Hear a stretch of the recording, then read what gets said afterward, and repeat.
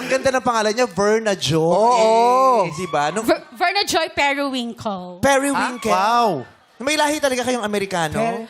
Hindi po. Ang lahi ko po, yung mama ko po, Waray. Yung papa ko naman, galing po sa Iraq. Kaya yung mukha ko, Warak.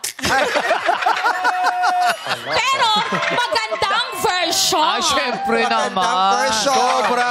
Sobra. Ako, naiilang na si Jessie tsaka si Jillian Alam mo, sa kagandahan. nung lumabas ka, Po. nag-retouch si Jessie tsaka si Oo, Jillian, yes. nag-retouch.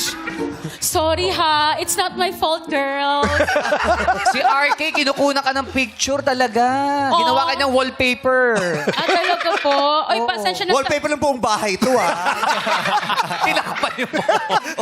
Pati solar nila, pinol-paper sa bubong. Anong naramdaman mo? Iba ang titig ni RK.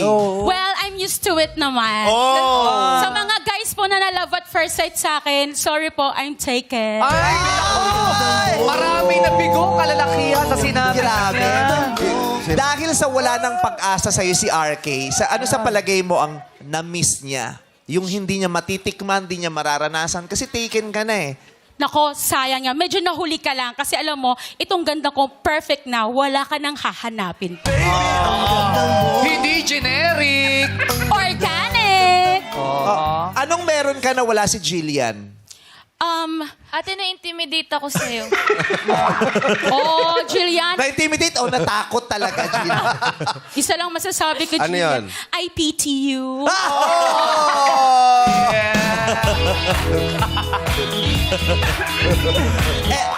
Si Jessie, nakita mo, di ba? Parang luminous, di ba?